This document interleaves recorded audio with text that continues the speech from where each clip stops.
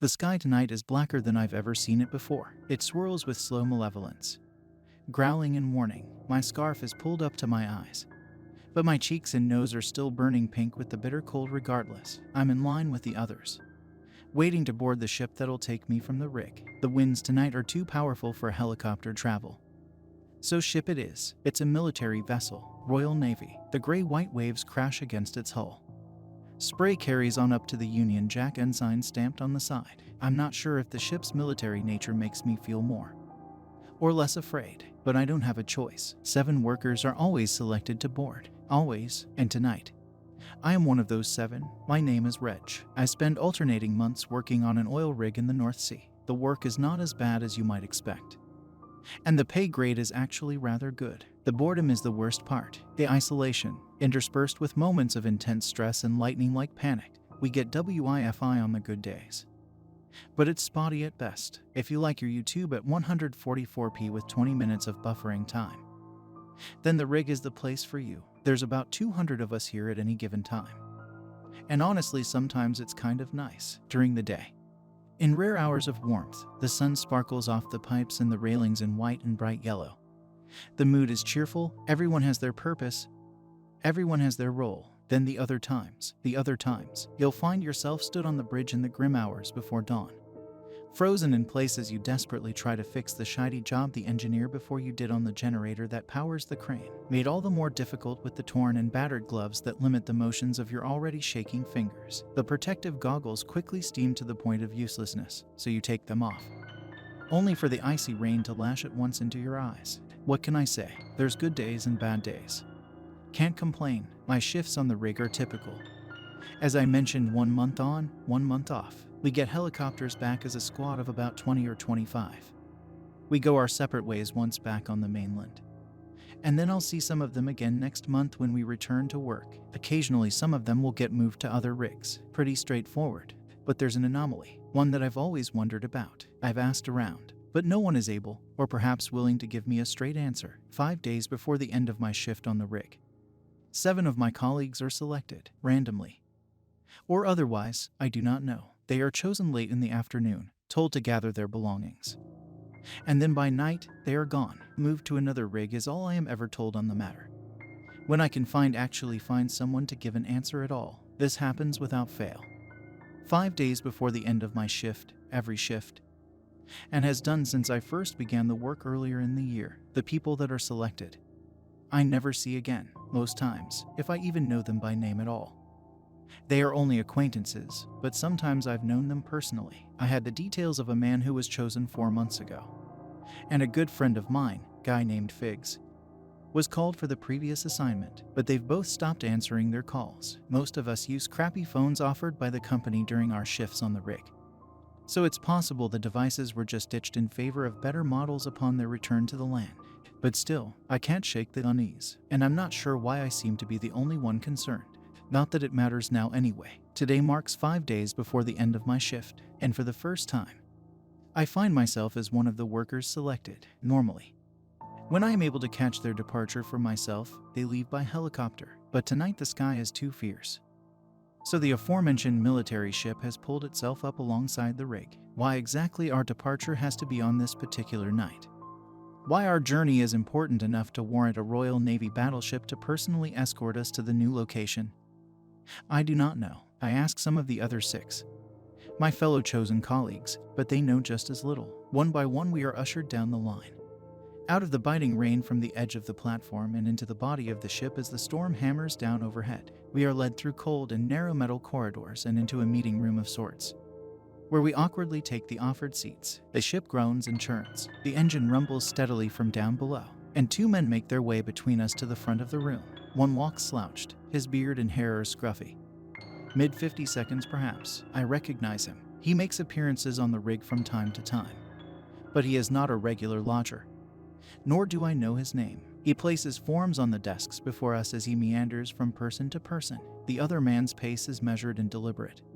Straight-backed, he turns at the head of the room and takes us all in cool silence. He wears an immaculate white shirt beneath a blue-gray jersey, and a naval cap, also in white. It is ringed at the base and visor in sleek black and shining gold. and his shoulders are bedecked with epaulets in the same colors. Once the scruffier man has handed out the last form, he stands in the opposite corner, chewing his tongue as he looks us over. The man in white steps forward. "Gentlemen, my name is Captain John Irons, and I am in command of this destroyer." "Destroyer? What the hell? Why would a tiny team of oil riggers need to be transported on a bloody destroyer?" "I'll get right to it. The form's before you now. If signed, will bind you to the Official Secrets Act. Your involvement in this operation will be entirely secret.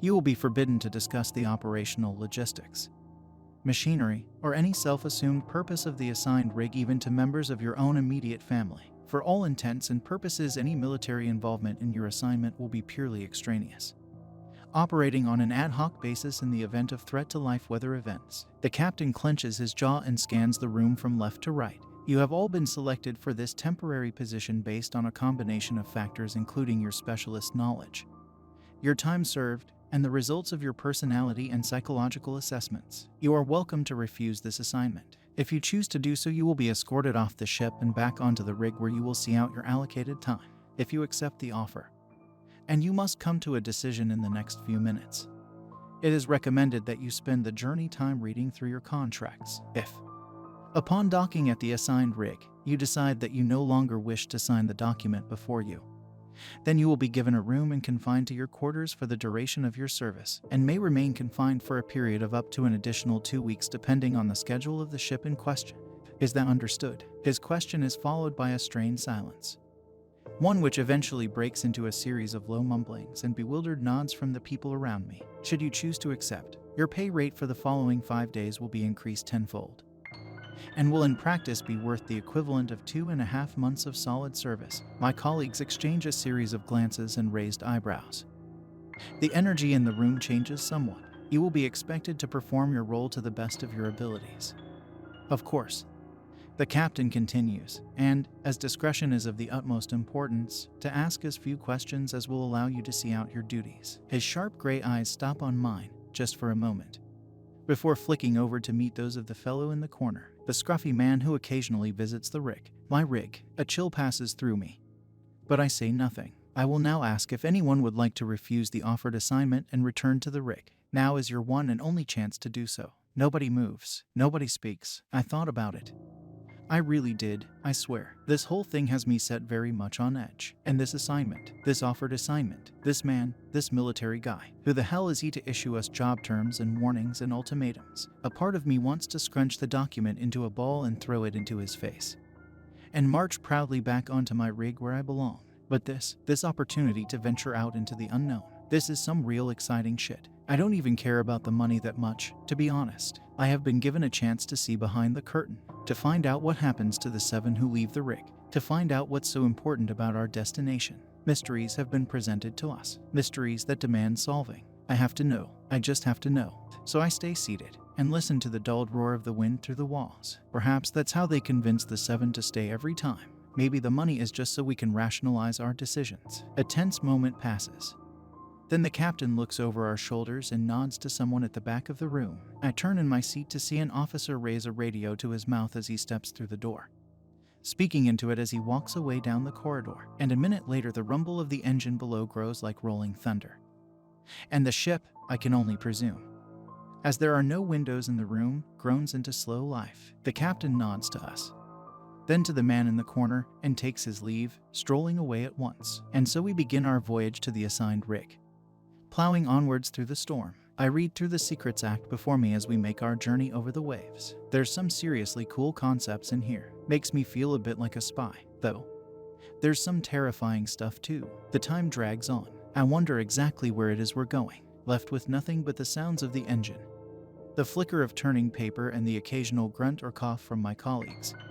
My mind begins to wander. They swirl with curious, dark clouded thoughts. Dread creeps up on me. It ebbs and flows, coming and receding like the tide, and I start to wonder if I've made a huge mistake. We were forced to decide so quickly. I tug at my collar. My stomach turns. I look up, and I meet the eyes of the man still stood in the corner. I clear my throat and sit up in my seat. "Excuse me, mate. Don't I recognize you? I see you on the rig sometimes." The man is silent for a moment, then scratches his beard. "Aye, work takes me from rig to rig. You lot have a good location, less stormy than most. And what about the one we're going to?" Will it be stormy there? I ask. The man sighs, not with frustration, perhaps just with tiredness. Yeah, it'll be stormy all right. The others seem a little emboldened now. The seal is broken, and the questions start coming. Which rig is it? Will any of us have been stationed there before? No.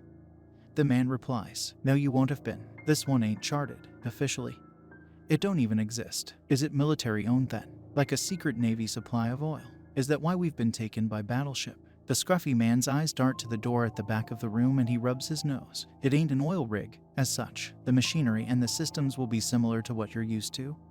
However, as the captain said, for all intents and purposes any military involvement in this assignment is officially ad hoc, in event of emergency. Less said the better, etc. But if it isn't oil?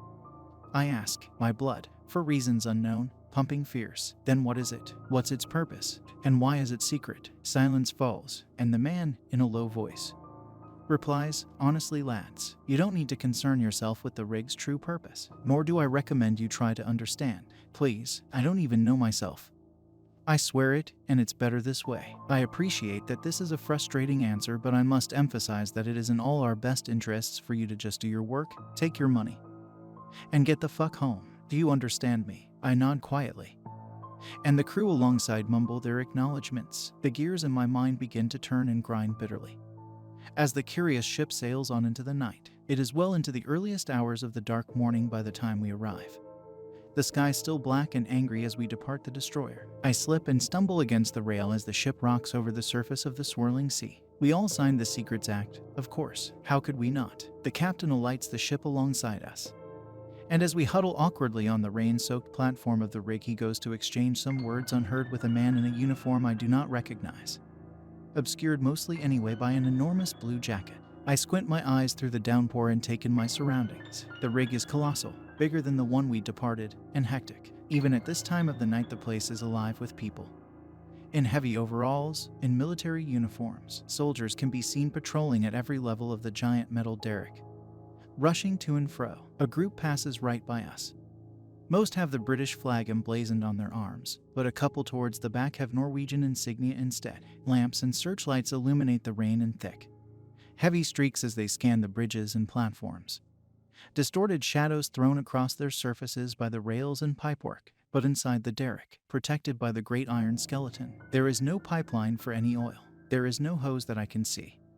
No drill line at all. I raise a hand to my eyes to shield them from the rain. I take a step away from the group and stare, even as a powerful beam of light washes over my face. Inside the crisscrossed metal tower is an enormous, monstrous chain, the largest that I have ever seen. Each link must be the size of a car.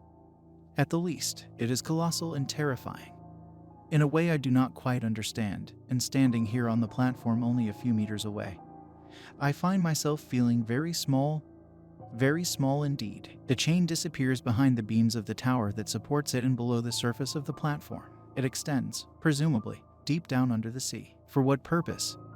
I do not know. I am suddenly slammed into from behind. I stumble in shock and turn to see who pushed me, and a roaming light shows me a man with a hard hat in his outstretched hand, his eyes bloodshot red and shadowed with dark circles. He is a mess, and when he looks at me, it feels like he is staring right through me. Are you lot the takeover crew? Then, he croaks out in a voice hoarse beyond exhaustion. I exchange looks with the men around me. Yeah, I reply uneasily. Yeah, I think we might be. A siren suddenly sounds at the far side of the derrick, a loud and obnoxious wail, and we jump and start in alarm. Well, us new arrivals do. The embattled man before me does not even flinch. He just closes his eyes, starts shaking his head. No, he mutters, then louder.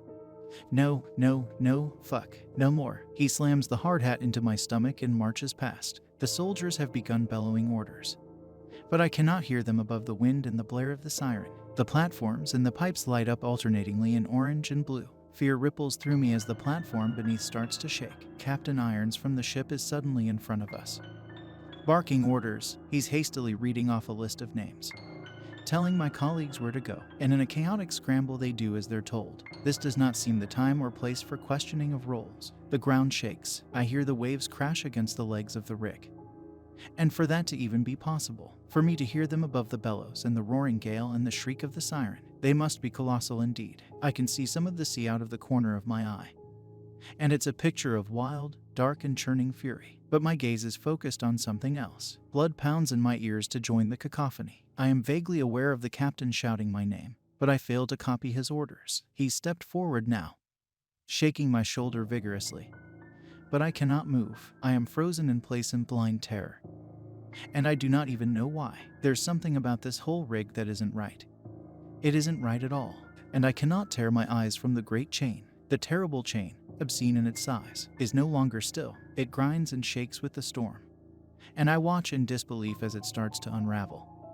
As if something, some unknown force, is dragging it desperately deep below the surface. The great chain grinds. Its monstrous metallic howl reverberates through the platform that I stand upon with shaking legs. The chain is moving.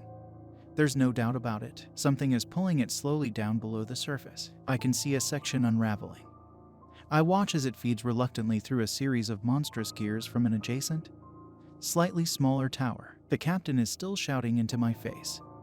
The rain and the beams of passing searchlights wash off the shine of his gold-black visor. His words eventually start to break through the wail of the siren and the rush of the waves and into my petrified daze. Reg, it is Reg, isn't it? Yes, yeah, that's right. The captain's eyes flash and he nods. Drawing back a little, look to the right of the tower, Reg, just behind. You see that gray cylinder? I do. Waves of the siren's orange and blue light roll across it again and again. Yes, I see it. The reservoir right. For the hydraulics. The captain laughs out loud. A disturbing and ludicrous sound amidst the tumultuous, relentless chaos. Smashing, he says, clasping a rough and heavy hand on my shoulder. And you feel your feet on the ground. You have your bearings. Yes, Captain, brilliant. That's your station, old chap. Off you go, on the double. He tips his cap and strides off across the platform back to his ship. I watch him go for a second. Then I feel the blood return to my legs. Let's go, Reg. They're counting on you. I hear from behind. Yes, right. This is my assignment. Here we go. My feet splash across the surface of the platform as I head for the nearest metal mesh stairs. Fastening the hard hat I'd been rudely gifted onto my head, the entire ground is like a rippling mirror, illuminated in flashes of white, of blue, and of orange, as soldiers sprint past me in formation. Their shimmering reflections below run with them, distorted by the sheets of rain. My hand slips right off the watery rail as I ascend. I stumble past my fellow workers. I've already lost sight of the 6 I arrived with. They could be anywhere by now. I cross the bridge over to the reservoir. I can see the pipes and tubes to the hydraulic cylinders. Not quite the same as the ones back on my own rig, but similar enough. A sudden crunch from behind has me swear in fear and swivel at once. And through the iron cage of the tower, the massive chain suddenly jolts down, an entire van-sized link disappearing out of sight into the shadows below. Good Christ, what the hell is this place? I mutter breathlessly. Cold rain streaking down my face. I fight my way through the storm to the cylinders. There's a team of about 9 or 10. Difficult to tell. All swarming around the pumps and control valves. A guy in goggles looks over to me. Hydraulics, he calls through the rain. A great boom of thunder shivers through the sky to accompany the scream of the siren. Fuck. Yes, I think that's me. I call back. The goggled man nods and points to me a section of cylinder. Open that fucker up. See if it's working. Quick as you can, mate. Jesus. I push through the bustle of my new comrades.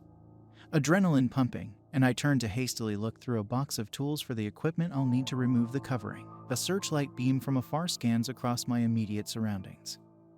And I catch a flash of blue coat, thrown about in the wind as its owner passes me by, crossing from an opposite bridge. It's the guy the captain was talking to earlier down on the loading platform. I turn to look up at him, drill in hand. It's embarrassing, is what it is. The man in the blue coat says to the officer at his right as he strides past. He stands tall and walks with grim purpose. 4th siren tonight. Is this a piss take? This is the kind of shoddy control I'd expect over on the Danish rig.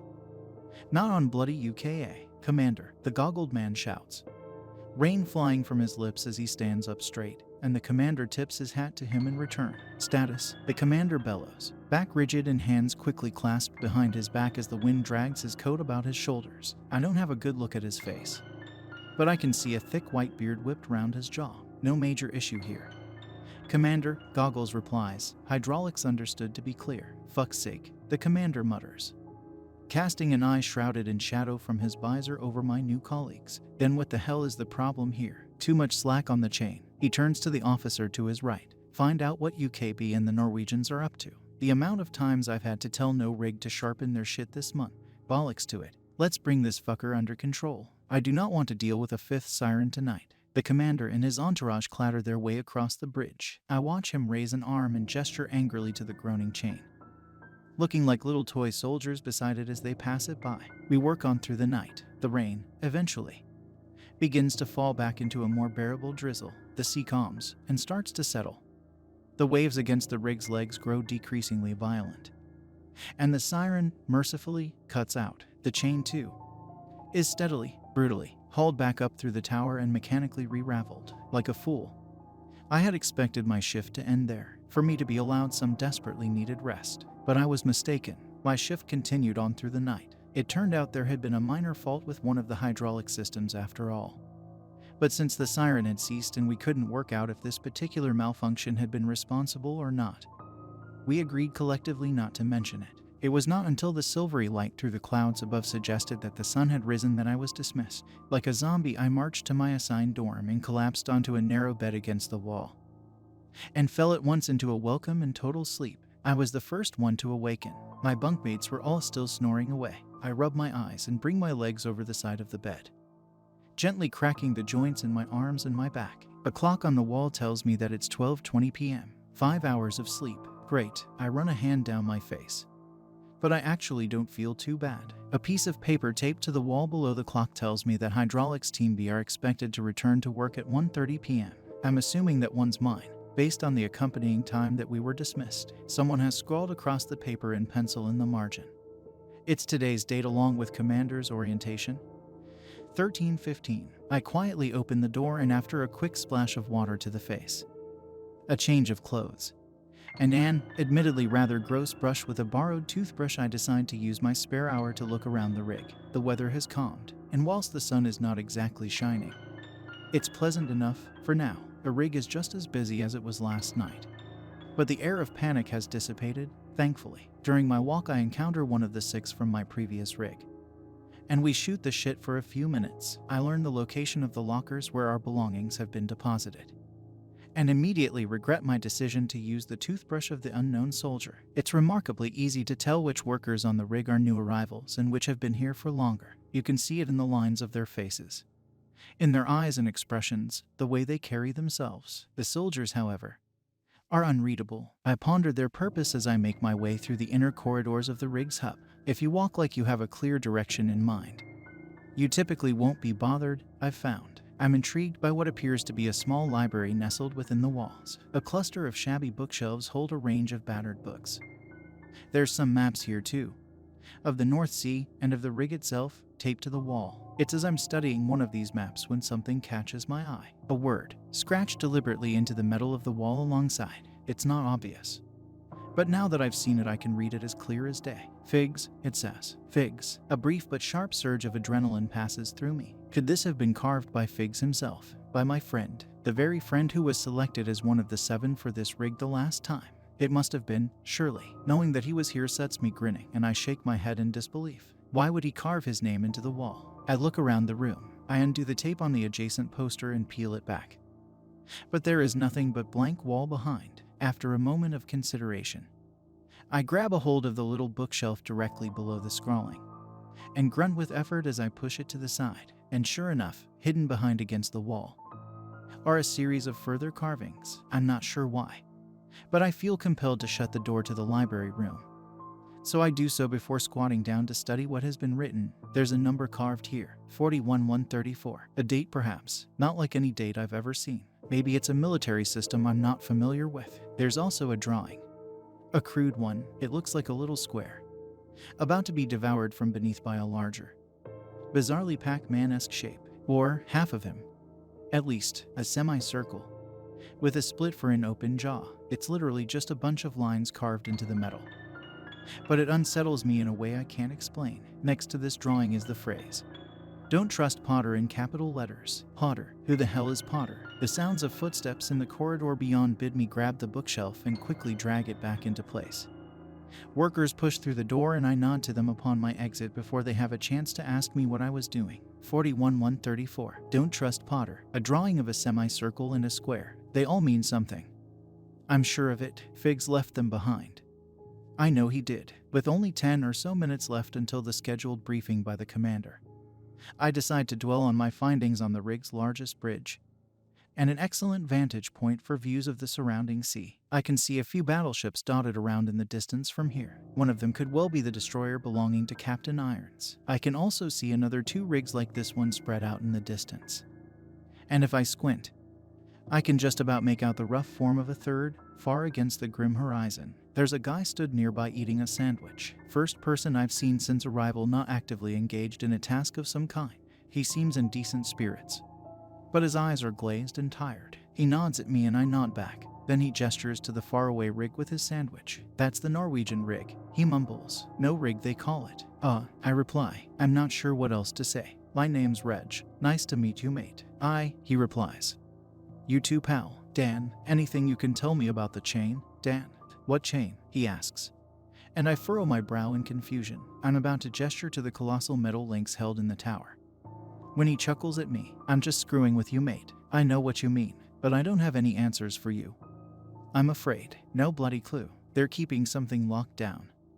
That's all I know. It moves with the storms. He looks out to sea, and it's always stormy here. You've been here long. 10 days. I'll be done in another 4. Second time they've assigned me to the rig. To my surprise, I feel a flood of relief.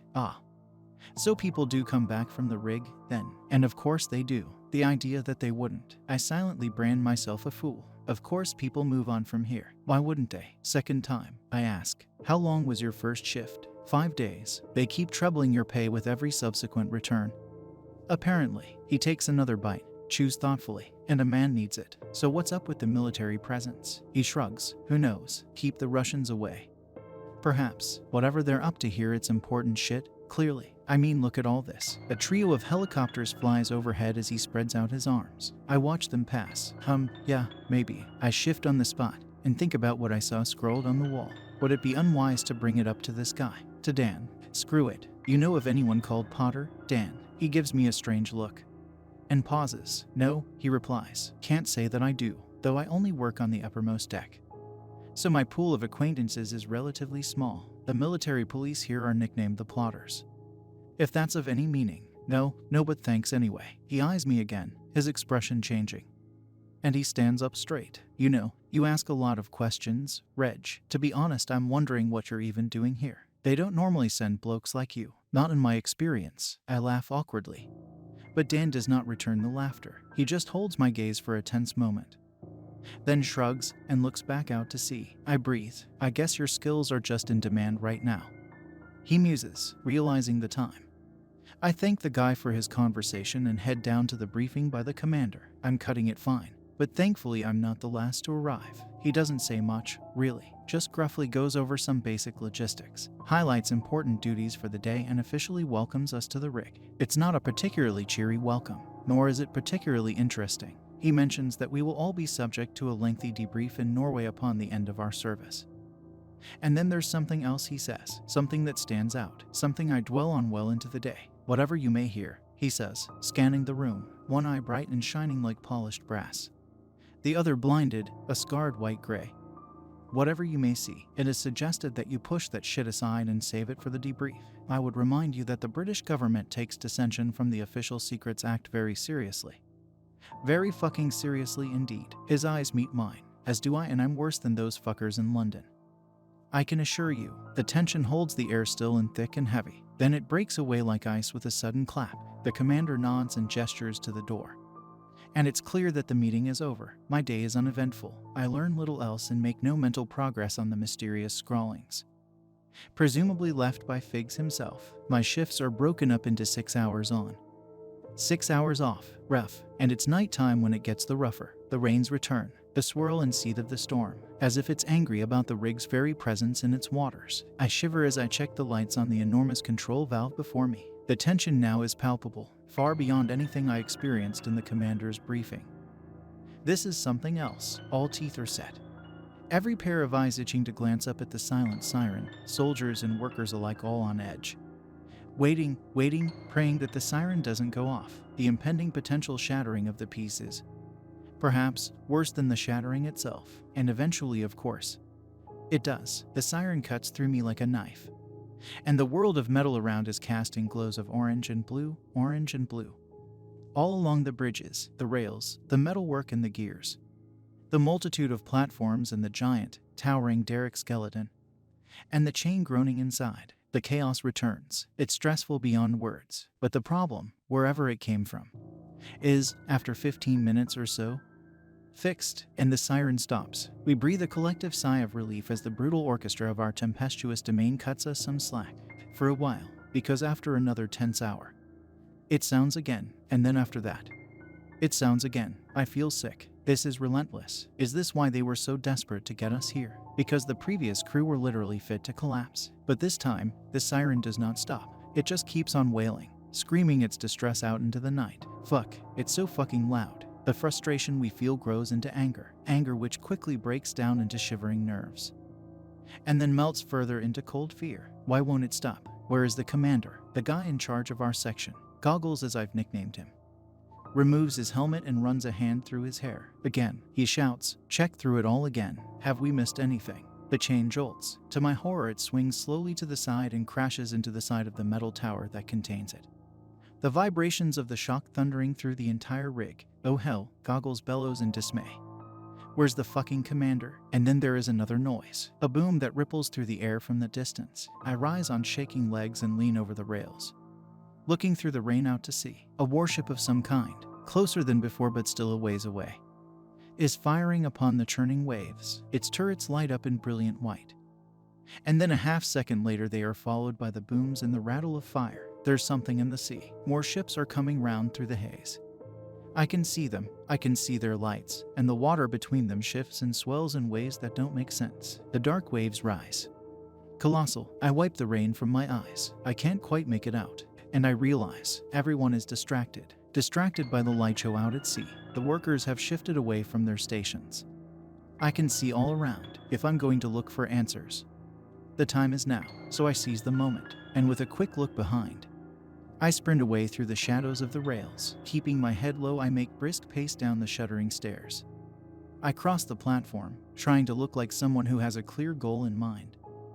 And I'm about to push through in the central hub of the rig when 4 helicopters fly out overhead. My mouth drops. To fly in this, they must be insane. But they're carrying something. Between the 4 of them, they're carrying a length of the colossal chain, the same type as held in the tower, and weighed down at either end by what I'm presuming must be massive, gargantuan anchors. I know I shouldn't be wasting my moment, but I can't help but watch as they fly out to sea, illuminated fleetingly in the glare of the warship fire. And then they hover in place, as much as they can given the weather, and the chain is released. It drops down through the dark towards the swirling sea, and smacks into the surface with a crash. The spray slow and massive as the iron sinks, blood pumping.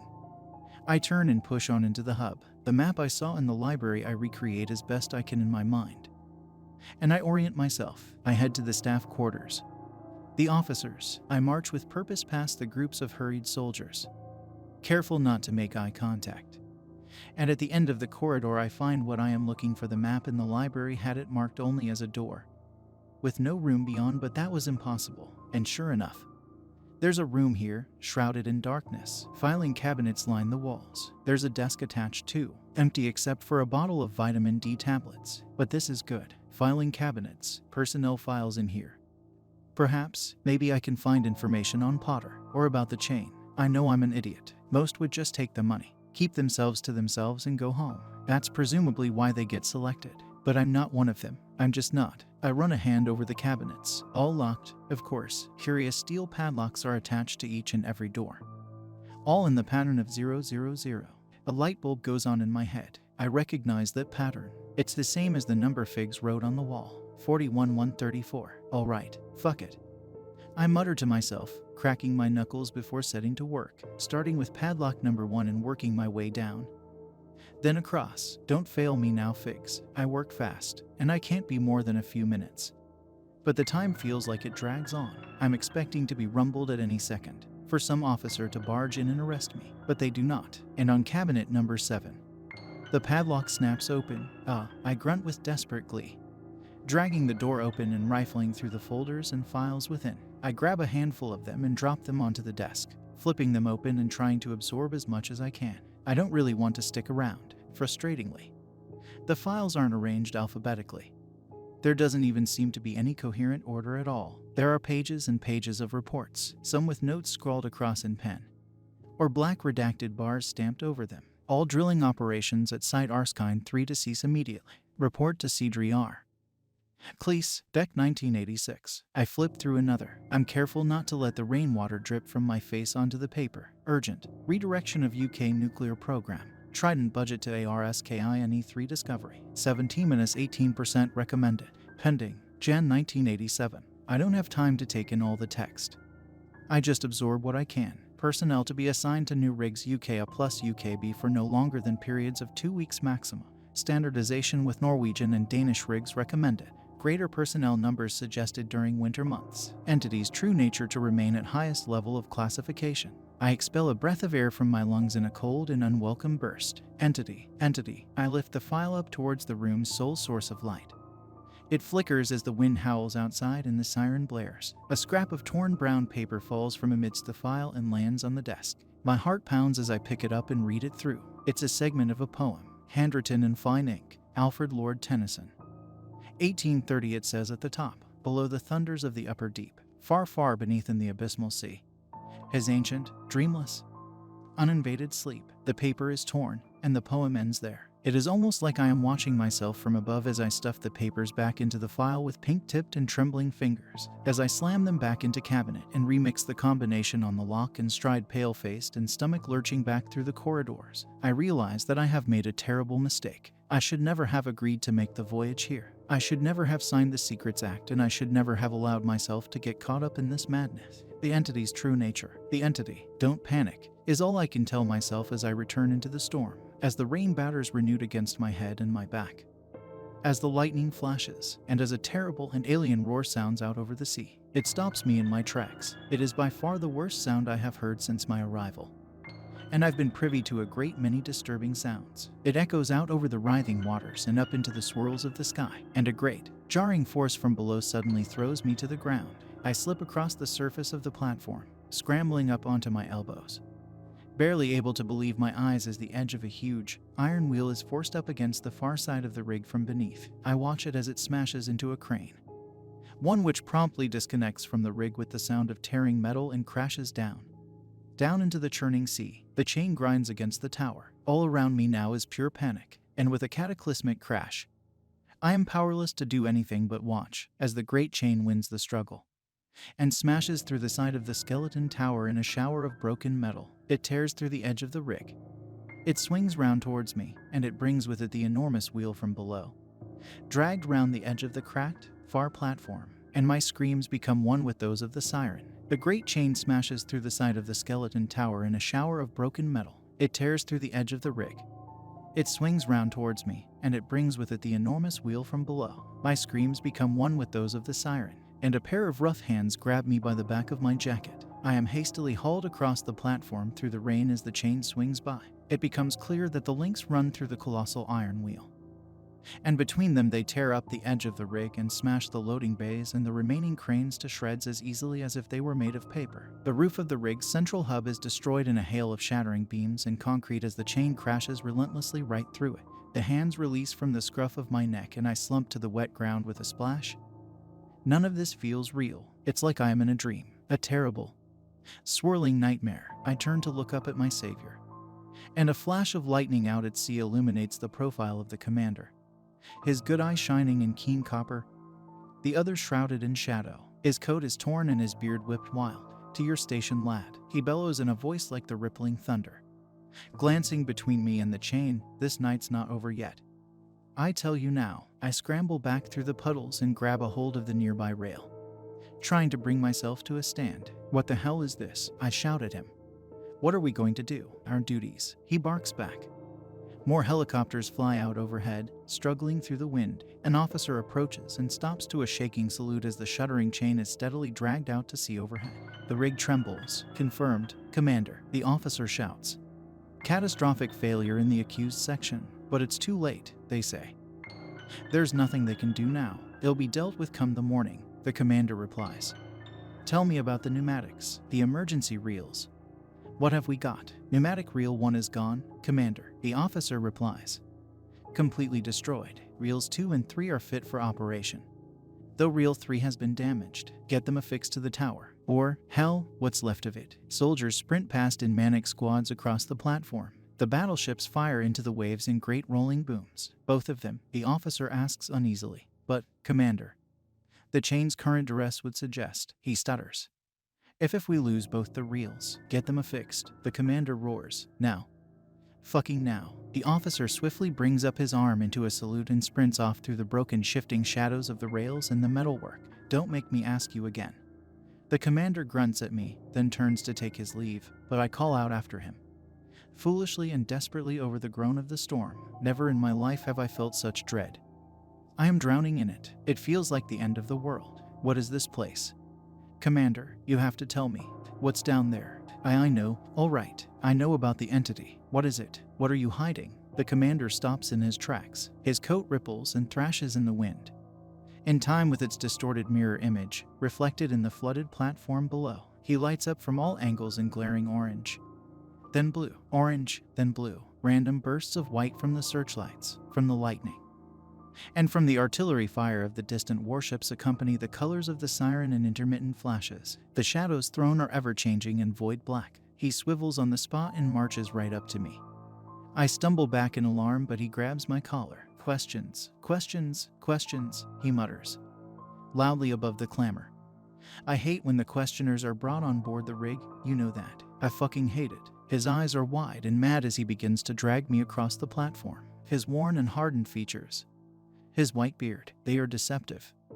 I now realize the commander is strong and must be years younger than his looks would suggest. You know where they love questions, Reg, that is your name, isn't it? The submarines. His words register sharp. A tide of panic crashes against my broken constitution. I try to fight the commander away, but he trips me, throws me to the ground. They're struggling for crew, he says. They weren't prepared for active deployment tonight. I was about to order them down anyway. But you know what? I think they'd benefit from your expertise. You're of no use to me on the rig tonight. Visions of being trapped in a submarine flash through my head. Claustrophobic, cold, unforgiving metal, surrounded by only the icy, churning black waters and the horror beneath the waves. The pressure growing as we sink deeper and deeper. No, I won't, I shout. His features are shadowed once again, but his silhouette shines bright against the thunderous night sky. So you know about the entity. Well, you're not the only who knows things, Reg. I know that you abandoned your station tonight. I know that you shirked your one duty to the rig. And I know that the hydraulics section, during your departure, has catastrophically failed. With every no, he takes another step closer, his voice rising. My heart lurches in distress. Get your arse in that fucking submarine, and maybe I'll forget a few things. You understand me. Now on your feet. Are you a man or a fucking dog? He hauls me up and drags me through a corridor of crisscrossed pipework and down onto a lower platform on the opposite side of the rig. A section with an edge that remains crack-free, unharmed by the drag of the colossal and broken iron wheel. He squats and hauls open a door in the ground with a clank. It reveals a rusted ladder that extends down towards the sea. He looks at me. Oh God. My options whirl around in my head to the beat of the siren's wails. I force my rain-soaked fringe from my eyes. What the hell do I do? What can I do? Run? Could I run somewhere? And what then? If by some miracle the rig survives the night, then they'll find you eventually, won't they? There's nowhere to run to. And you'll be court-martialed. Can civilians even be court-martialed? Would I just be shot on the spot? Or worse, forget being court-martialed. This is about your life. I swear with frustration. And what if the chain pulls the entire rig into the sea? What then? A submarine might literally be the safest possible place for you. But why the commander's change of heart? What the hell is his game here? All these thoughts and more froth and bubble like the foam of the gray waves below. But at the end of the day, there's no point pretending that my decision wasn't already made. In times of intense stress, chaos and disarray, when your options are as complex as mine, it is just easier to simply follow the orders of the person in charge. Maybe with hindsight I would have acted differently. I would have come up with some genius plan. But I don't have that luxury in the fire of the moment, so I furrow my brow.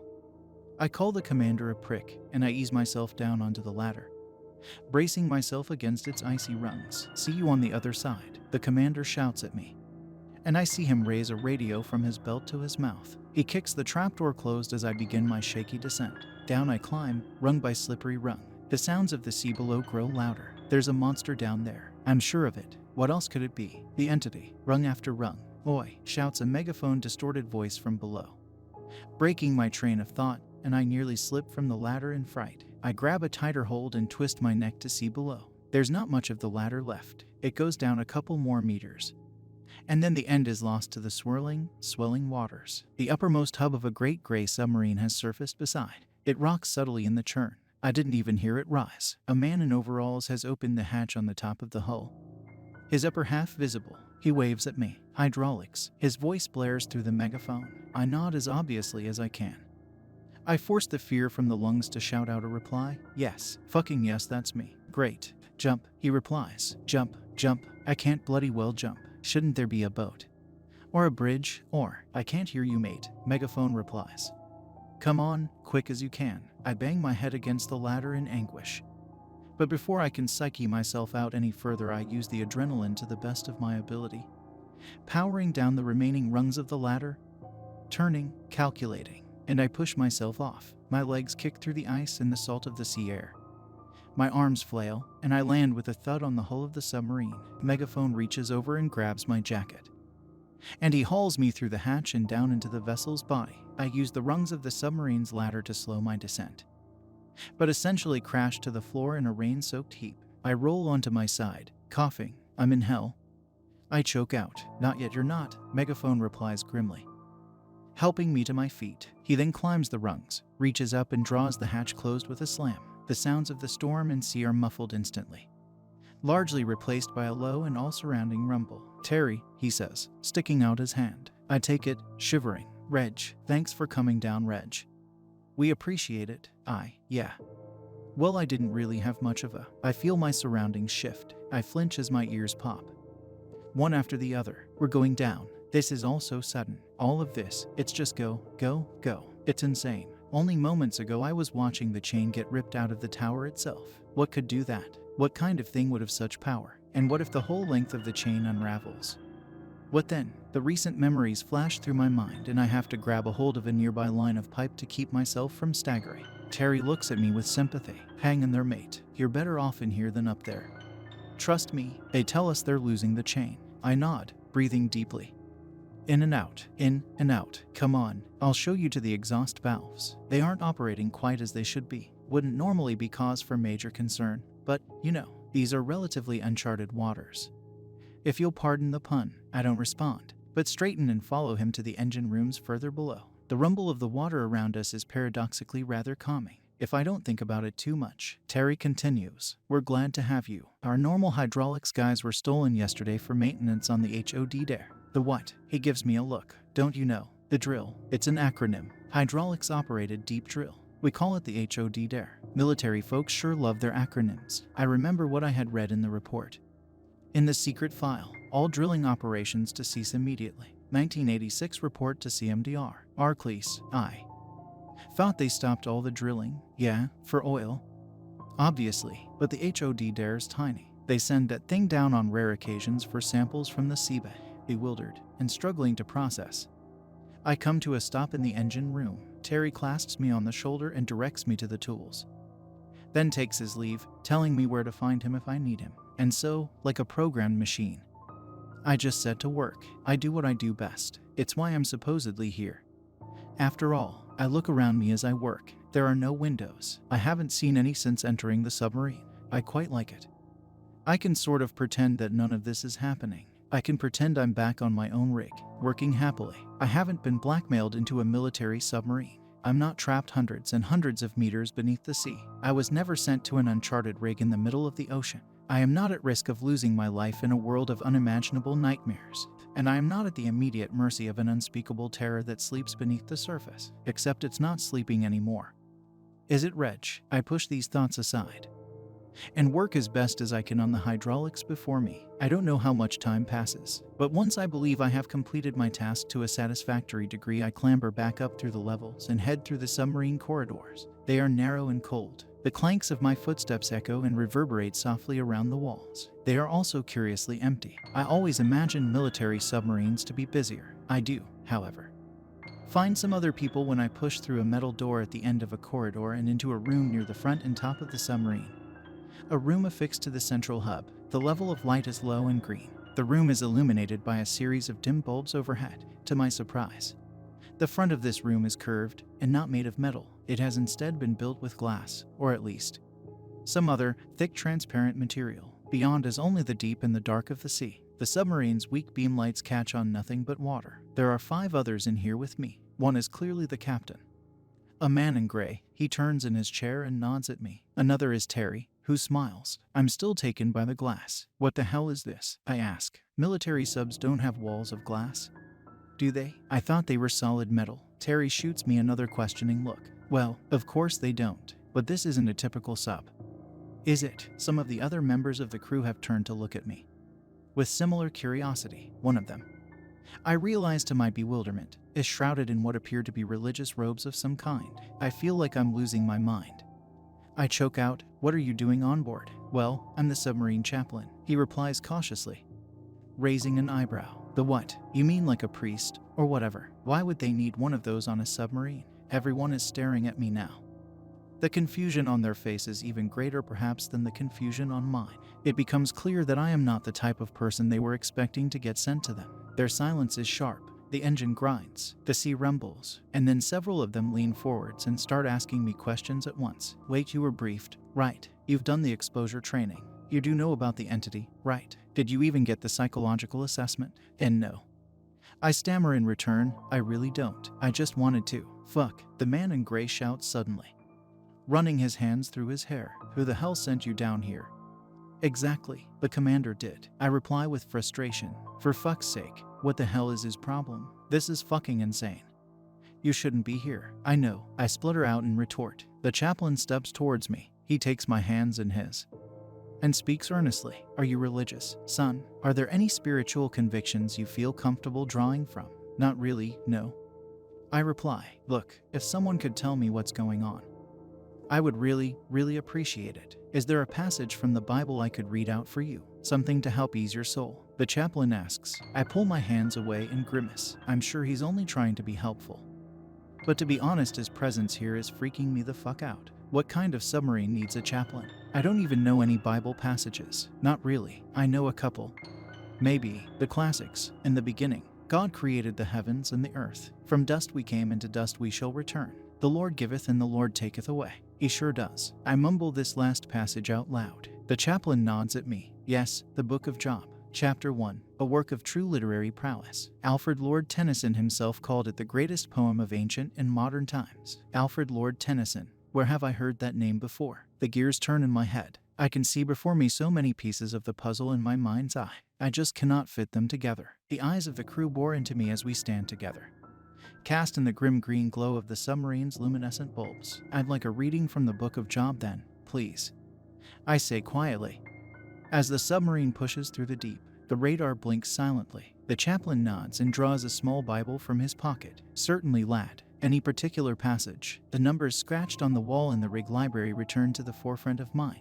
41-134. "Yes, actually," I mutter. "Chapter 41, verses 1 to 34. The chaplain furrows his brow but nods. "I'm not familiar with that particular passage, I must admit." He thumbs through the pages and, as he scans over the lines, he pauses and shoots me a look. I hold his gaze, and, perhaps reluctantly, the chaplain begins his reading. His voice is deep and somber, every word a wave upon the rocks. "Can you pull in Leviathan with a fishhook, or tie down its tongue with a rope?" The atmosphere in the room tightens at once.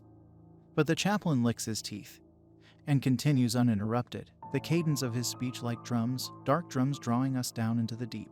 "Can you put a cord through its nose, or pierce its jaw with a hook? Will it keep begging you for mercy? Will it speak to you with gentle words? Will it make an agreement with you, for you to take it as your slave for life? Can you fill its hide with harpoons, or its head with fishing spears? If you lay a hand on it, you will remember the struggle and never do so again. Any hope of subduing it is false. The mere sight of it, overpowering. None are fierce enough to rouse it. Who then is able to stand against me? Who has a claim against me that I must pay? Everything under heaven belongs to me." The chaplain's chest rises and falls in time to the beat of his words, but I am not audibly aware of his drawing in of any breath. He dutifully reads on through the verses. "When it rises up, the mighty are terrified. They retreat before its thrashing. The sword that reaches it has no effect. Nor does the spear or the dart or the javelin. Iron it treats like straw, and bronze like rotten wood. His reading brings to me nothing but distress. And I can see this distress reflected in the faces of the crew around me. Their features caught in the shadows of the rippling green. But they can no more ask him to stop the night is hypnotic. The chaplain goes on, but as sure as the night must fall with the sunset, he too must eventually draw to a close, and he does so, with a voice that shudders and ripples down through my core. Nothing on earth is its equal. A creature with no fear inside. It looks down on all that are haughty. It is king over all who hold pride. Shapes emerge through the darkness ahead. The external beams of the submarine reveal a section of the great chain through the murk. And I watch as we drift past it. There is energy in this place, in this submarine, in this secret world beneath the stormy seas. I drop my gaze to meet the eyes of the captain, the man in gray. Please, just tell me. I whisper, tell me about the entity. A beat passes. The man in gray turns his back to me and looks out into the water, adjusting the submarine's course. But he replies, the entity was discovered by the oil drills in 1986, he says somberly. We don't know what it is.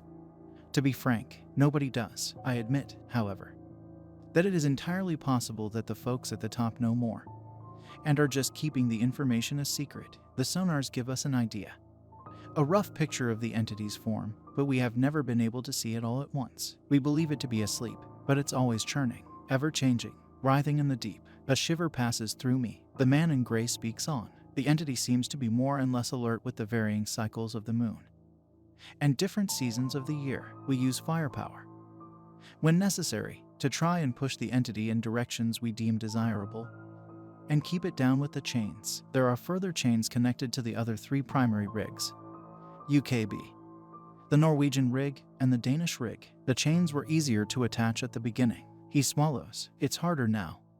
They tell me they're afraid that the entity is going to wake up, though, given tonight's reports from the rig, it's quite possible that the entity's sleep has come to an end. My head throbs, and my mouth has gone death dry.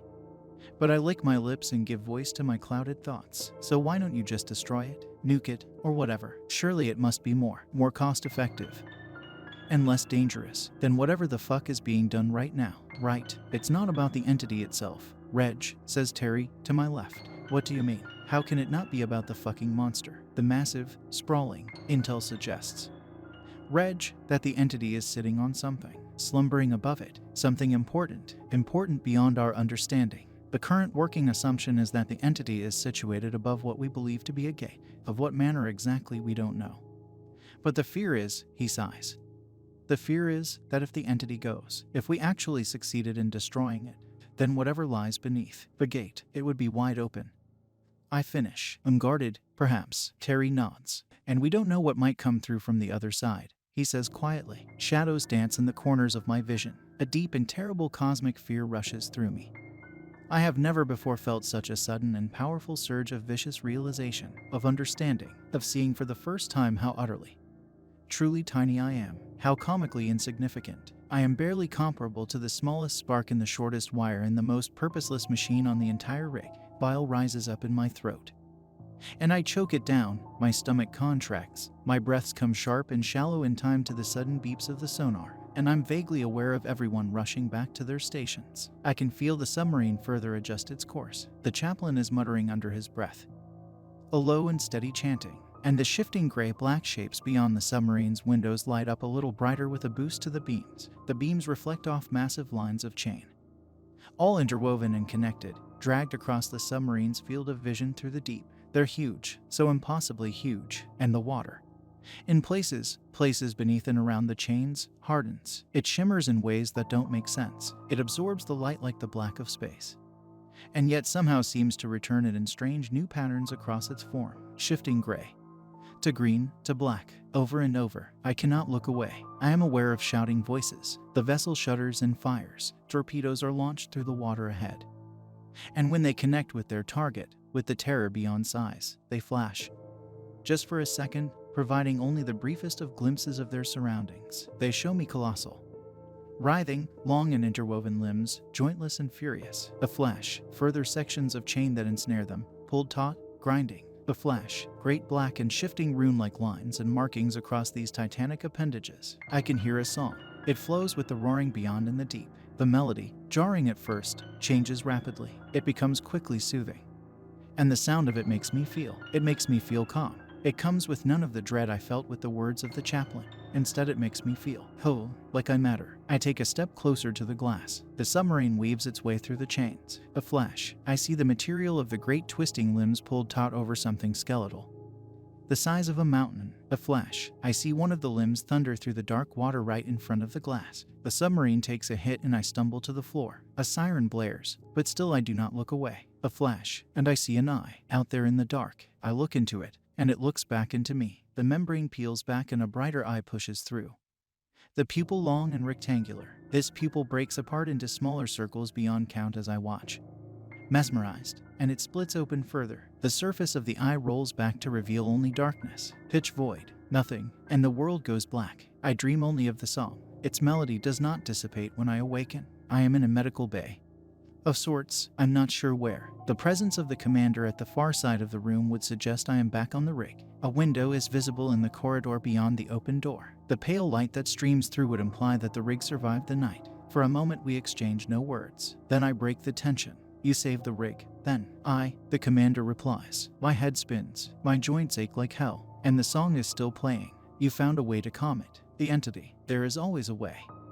The commander replies grimly. His eyes do not leave mine. He clenches his jaw. Another pause. Then, thank you, I whisper. The man's eyebrows shoot up. His surprise at these words is clear. Thank you, he repeats. And why the hell would you be thanking me? You knew I wanted answers, right? I reply with a weak grin. But you weren't able to tell me directly. That's why you sent me to the submarine, so that I could find some. The commander chews his tongue. He does not return my grin. Is that what you think? He replies quietly, his voice strained. A flicker of emotion passes over his face. Regret, pity, or perhaps guilt. He turns away. You seem like a decent guy, Reg, he says to me. I'm sorry they sent you here, truly, and I'm sorry I sent you down to the submarine. In the state you were in last night, you would have done nothing for the rig but drum up further panic. And whilst the failure of the hydraulics section cannot be placed entirely on your absence, we do not know how the night might have unfolded if you had remained at your post. I swallow. The sounds of the song fade momentarily. Did anyone die last night? I'm not sure if I even want to know the answer. But my compulsion for information bids me ask regardless. The commander sighs. 14 from the rig. And we lost a destroyer. The copters are still plucking survivors out of the sea. A destroyer. They lost an entire destroyer. I try to imagine the chaos that took place on the waters whilst I was beneath the surface in the submarine. How did it go down? Did the entity breach the surface? Was the warship torn in half like a toy, smashed into pieces by a length of rogue chain, crushed into shrapnel to the drums of the hammering thunder? I wonder if it had been Captain Iron's destroyer. I wonder if he made it out alive. There's no way my absence was responsible for the destruction of the tower, for the damage caused by the chain. There's no way.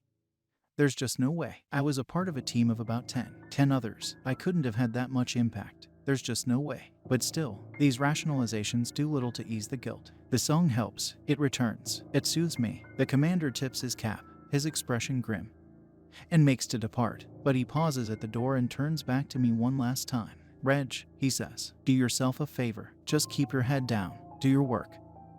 And take the ship to the debrief in Norway in 3 days' time. His good eye shines with sorrow before he turns to leave and quits snooping around. I know you were in the backroom cabinets. If I catch you in there again, I'll throw you overboard. An attempt at a joke, I think. He chuckles awkwardly, and I chuckle back, but the air is one of sadness. The song helps. It mellows me. I listen to it play through my head as the commander leaves, and his footsteps echo away down the corridor. And for the next 2 days, I follow the commander's advice. I try my hardest. The chain is gradually hauled back in, pneumatic reels affixed and groaning under the strain, supposedly, hopefully, doing their jobs. Helicopters bring to us parts and grids of metal for repairs. The platforms are cleared of debris. The work goes on, but I am present only in body. My mind twists and turns and constantly swirls. I dwell upon the mysterious scratchings left by figs on the library wall, the true nature of the entity, the things I heard and saw in the dark beneath the icy waves. I think about the files locked away. I know the combination. I could go back. I could try and learn more. The gate. I could try and find out what lies beneath the gate. I wonder how they managed to stop the entity, if it's truly awake. And the song just keeps playing. I find myself humming along to its haunting melody. Other workers shoot me glances as the days progress. I have to keep checking myself. The song agitates and stresses my thoughts and theories into a fever. I begin to wonder if there are ways back onto the submarine, just for another look. One more look at the entity. That's all I need. Just one more look. One more look. I think about that eye. Terrible. And yet, incredible. The following nights are eventful, as I had come to expect, but none are so wild and chaotic as the night that the chain was torn from the tower. The storms rage on, but the warships are not called into action. They watch cautiously from the sidelines out at sea as the waves crash ceaselessly against their hulls. And on the 5th day, I find myself here, in the break room, enjoying a rare and not entirely within the rules burst of WIFI, typing out my experiences into this email to you. Figs, apologies for the formatting. I wanted the words to flow as my thoughts did at the time the events took place. I'm breaking the Secrets Act here, so don't screw me over. Besides, the connection keeps dropping. I'm not sure if this email will even ever get through to you. Maybe if it does, this will be the time you finally reply to me. I hope you're all right, mate. Wherever you are. A window in the wall beside me shows the approaching storm that gathers in the distance. Lightning crackles silently against the horizon, and the hairs on my forearms rise. I've taken a risk and gone against the commander's advice. An opportunity has arisen. You see, the HOD dare, the little drill that Terry told me about, is going down to the seabed tonight to collect samples. You can fit people inside it, about a dozen or so. I requested to go down with them, down to the bottom of sea, just for a chance at another glimpse, a glimpse of the entity. Not that I told them that. Of course, I was refused, but I was informed by one of the officers that the pneumatic-operated deep drill will also be going down a little later in the night, for the same purpose, I presume. I've had a little look around it. It's a strange-looking thing, like a big metal square. Well, not that big. Big enough for maybe 6 or 7 people, connected to the rig via tubes and pipes and cables. The floor is made of 2 different metals, with a crack that runs down the middle, and they need volunteers. They're here in the break room with me now, waiting to be allowed on board. They're all chatting excitedly, asking all sorts of questions, guessing what they might find or see down there in the dark, and I'm going with them. I have to know. I just have to. I wish you could hear the song, Figs. It's like nothing I've ever had before. It's beautiful. It's beautiful. Anyway, I'd better sign off there. I think they're calling for us, hopefully. Mate, I'll get to see you soon. All the best, Reg.